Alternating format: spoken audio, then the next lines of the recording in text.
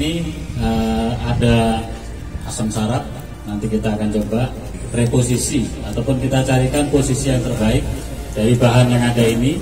Kemudian nanti kita akan langsung dirubah sesuai dengan style dan gaya dari pohon ini yang terbaik. Bonsai itu miniatur dari pohon di alam. Jadi itu yang akan kita capai. Jadi kalau kita membuat pohon, kita berubah jadi bonsai, tapi konsepnya adalah miniatur alam. Itu hasil yang akan kita capai nantinya. Mudah-mudahan dengan proses yang kita pelajari, semuanya akan bisa menjadi lebih baik.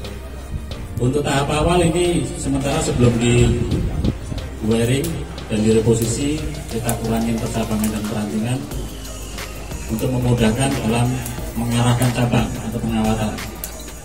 Hal yang paling penting dan sangat mendasar dalam kita membuat karya adalah kita memahami konsep tentang objek yang akan kita buat menjadi sebuah karya bonsai. Itu hal yang paling penting, karena kuncinya begitu konsep dasarnya kurang pas ataupun kurang tepat, begitu kita pelihara sampai 5-10 tahun, hasilnya tetap nggak akan bisa maksimal. Jadi ini nanti kita konsep dengan aliran ekspresionis. Jadi dalam aliran ekspresionis ini kita utamakan adalah gerak batang.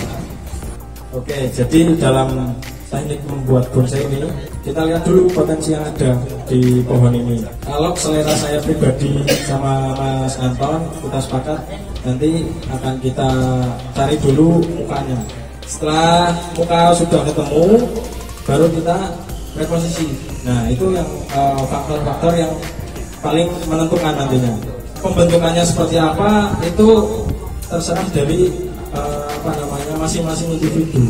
Betul. Yang penting adalah nomor satu adalah konsepnya itu maksimal di pohon yang ada, seperti itu.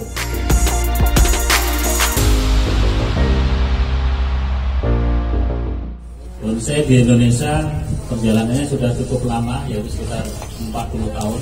Perjalanan sekian tahun itu sudah mencapai 3 tahapan, 3 fase perkembangan bonsai di Indonesia.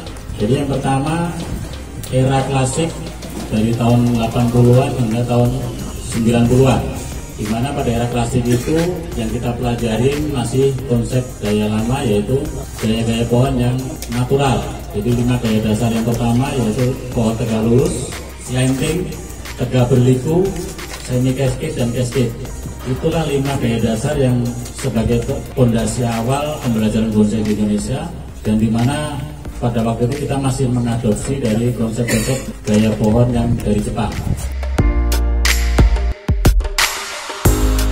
Memasuki fase kedua, yaitu era tahun 90-an hingga 2000, sudah memasuki era bonsai modern, di mana dalam era modern itu lahir aliran gaya yang baru, yaitu pengembangan dari 5 gaya dasar tadi, sehingga ada kelompok aliran gaya ekspresionis, di mana gerakan-gerakan batang, gerakan cabang sebagai garis-garis ekspresi yang sangat menonjol sebagai karya yang lahir di era modern.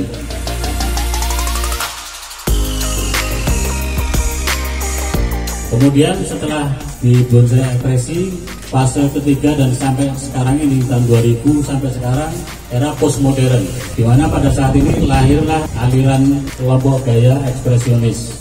Seperti pohon yang sedang dikerjakan Mas Anton dan Mas Gilang ini, dari berat batang kita bisa lihat garis-garis ekspresinya sangat kelihatan sekali, sangat tegas, didukung dengan percabangan juga yang meliuk, sangat menunjang kalau untuk memang jarak ke konsep pohon-pohon ekspresionis.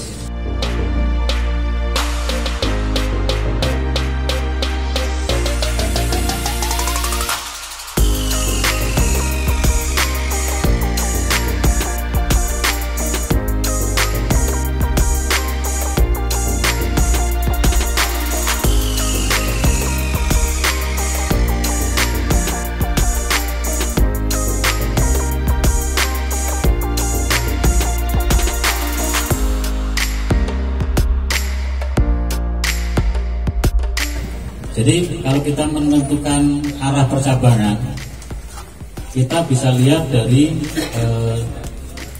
tingkat kekuatan hidup. Kita lihat di sini ada batang yang kuat, ada 1, 2, ini batang tapi sebagai terusan untuk ke arah mahkota utama. Kemudian di sebelah kiri dari pohon ini ada satu kelompok lagi, sehingga masing-masing ini akan punya kekuatan sendiri dan dia bisa ada mahkota sendiri. Sekarang di era bonsai modern, lahir aliran ekspresionis, bisa masing-masing kekuatan tumbuh ini mempunyai mahkota yang setengah ataupun yang penuh, tergantung dari posisi di mana cabang itu berada. Kalau dia tidak ternaungi oleh cabang yang lain, dia bisa mahkota penuh. Tapi kalau dia ternaungin ada cabang yang lain yang mengganggu di atasnya, dia akan ada setengah. Perubahan setengah dan penuh itu adalah kalau penuh dia seluruh arah cabangnya ada, tapi kalau setengah itu hanya satu sisi yang arah ke luar, di mana arah ke dalamnya dia ternaungi oleh cabang yang di atasnya. Itu perubahan setengah mahkota. Kenapa kok di sini ada mahkota, di sini ada mahkota, ada mahkota? Karena tadi yang sudah dijelaskan Pak Suro, ketiganya ini tidak ternaungi oleh cabang-cabang yang ada. Jadi kemungkinan untuk menjadi sebuah mahkota itu kemungkinan besar bisa. Itu yang dimaksud logika alam, seperti itu. Jadi kemudian untuk kedepannya tidak banyak perubahan, hanya yang penting pohon ini bagaimana caranya sehat saja. Jadi bagaimana botani kita untuk mengolah pohon ini menjadi sehat. Yaitu tadi setelah kita ibaratkan dibentuk, nanti kita amankan akar dan diteduhkan dulu, paling enggak 5 hari sampai 1 minggu, seperti itu. Nanti setelah tumbuh tunas-tunas sudah lumayan panjang, kita panaskan sedikit demi sedikit, mulai dari setengah hari sampai nanti kalau benar-benar sudah kuat sampai 1 hari full.